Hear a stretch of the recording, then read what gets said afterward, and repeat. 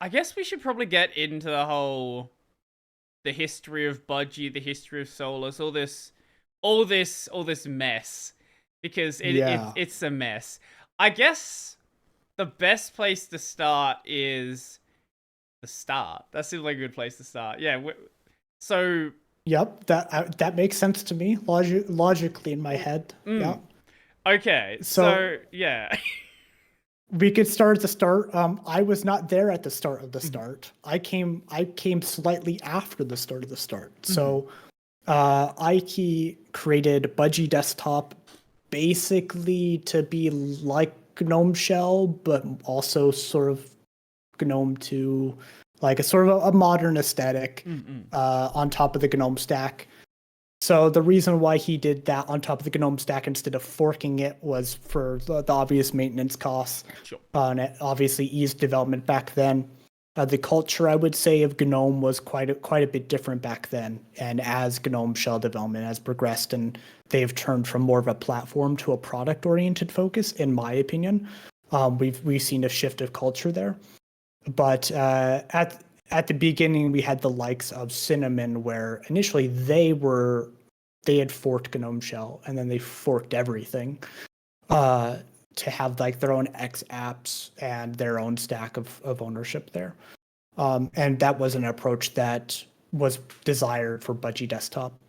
And he developed Budgie Desktop alongside his development of Evolve OS. So this was very early in 2013, 2014. But I would say it really popped off in early 2015. So this was like Budgie 7, Budgie 8 days.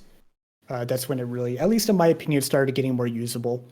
And the thing that attracted me to it was it had a Chrome OS look, which was quite nice at the time. Oh wow, I'm seeing an old But picture it actually, of it, and yeah, that did look really good for 2015.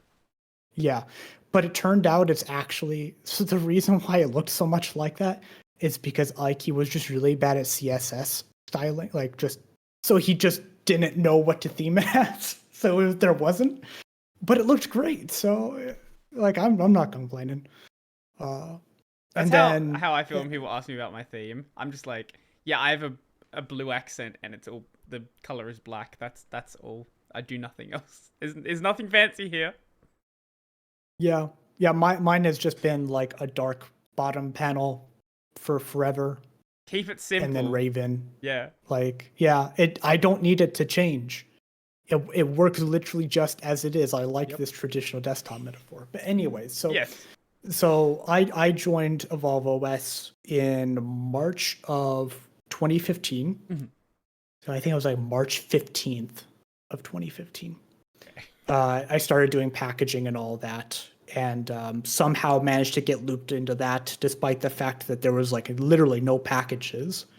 I couldn't even open up my password manager because Mono didn't exist. So that was a big priority for me, because this was before KeyPass XC. So it was just KeyPass. Yeah. So got started with that. I was like mostly doing packaging and web stuff. And as that time progressed, Budgie kept evolving. I don't remember the exact timeline with all the 8 stuff, but we started working on 10. And I was like, hey, Ike, I've been using like this Windows thing for gaming every once in a while. And they kind of have like this cool action bar. But I also want like notifications built into it, kind of like what OS X had at the time. It does now, but back then it was called OS X. So can we have a system where we could pull out a sidebar and it has like applets and notifications? So we came up with the name. So it's what became as Raven. Now initially we had like all the Budgie settings in Raven, but as we started adding more things, that became a mess very quickly, and we realized that had to be split out. So that was short-lived.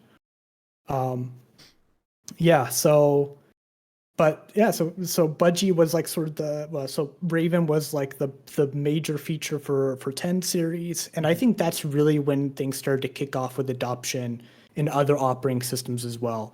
For example, Ubuntu Budgie Remix came out, which later became Ubuntu Budgie when it was formalized and accepted as a proper flavor. I think is what they call Yeah, that's that spin, the but sound, flavor of Ubuntu. And yeah, it's evolved since then, even though the name changed to Solus. Yeah. Mm-hmm. I don't know how much you want to get into when you left the project and all of that. Because I'm sure there's some drama there that you don't want to get into. But well, so when Ike left, Mhm. when Ike left left is a very polite way of saying it. When he disappeared in the years, I want to say it was 2019. Let's see what Anyways, Wikipedia says. yeah, I swear it's Budgie was probably 2019. created. It was I think he announced Fidelity had ceased communication with the Solus team for unknown reasons in 2018. 2018, right? My God. So during summer of 2018, I started picking up Budgie Desktop development. So I had like a quote unquote summertime Solus development session where I implemented notification groups. I believe it was either notification groups or per app volume control. So that's when those got introduced. So that was quite exciting. Those were two things that were bugging me. It was before that, it was just a linear list of notifications all jumbled together chronologically. So grouping them up, as the name would imply, by application, helped sort of calm the how would I say it? Calm the storm of notifications I was getting, especially in places like Discord. Because I could just be like, yeah, I'm just going to clear all the Discord notifications instantly. So that's pretty great. And then the per app volume control was something I really wanted because I have a tendency to like my Spotify super duper low, almost like faint background noise, but then all my other system volumes and all my other desktop audio normal. So that's how I typically do it. But anyway, so I implemented that to scratch an itch.